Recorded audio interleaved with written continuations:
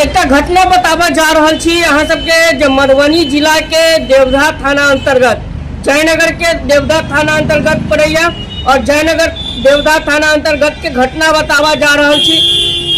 जेटा rape के घटना हमरा सबके सामने आयल है और रेप के घटना जहन हमरा सबके पता है कि हम सब करे छी एहन तरह के घटना हमरा सबके अगर रिपोर्टिंग करबाक अवसर भेटैया तो कहीं ना कहीं देश सिहर जाइया। अहाँ के बता दी 65 वर्षीय जे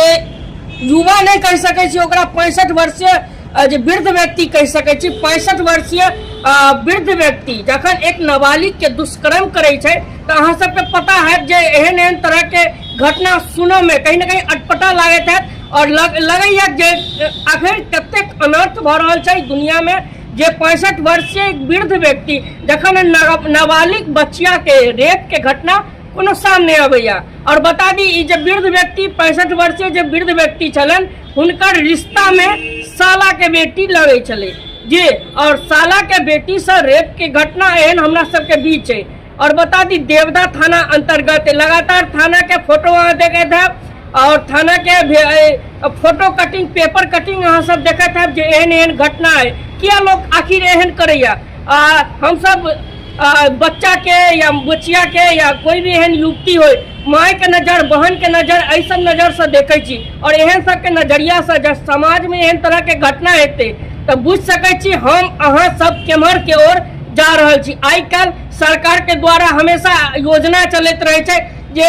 हर योजना में माता बहन लड़की के लेल सम्मान चले छे सरकार दे छथिन और अखर हमरा सब के समाज में एहन घटना करे वाला व्यक्ति के अगर एते जिगर के साथ एक घटना करे छे तो एक घटना करे वाला व्यक्ति के फांसी के सजा हेबाक चाहिए और एक फांसी के सजा ओकरा लेल कम है। कि देवधा थाना के घटना है रिश्ता में ओकर साला के बेटी लगैया जो वृद्ध व्यक्ति ओकरा संग रेप करे छे। रेप के बाद थाना अध्यक्ष ओकरा मौका पर अरेस्ट क के मेडिकल जांच के लेल ओइ बच्चा के भेज देल जाय छे। और ये बता दी मधुबनी जिला के जयनगर थाना अंतर्गत जयनगर देवधा थाना अंतर्गत के और वीडियो के अहाँ सब देखलो है वीडियो के बेसी से बेसी शेयर करू जो हर समाज तक हर व्यक्ति तक और हर एहन दरिंदा एहन तरह के घटना करे वाला जे लोग सब छे ओकरा सब लंग ई सब बात पहुँचे और हर तरह के घटना गतिविधि करे से ई सब बचे। बहुत बहुत धन्यवाद।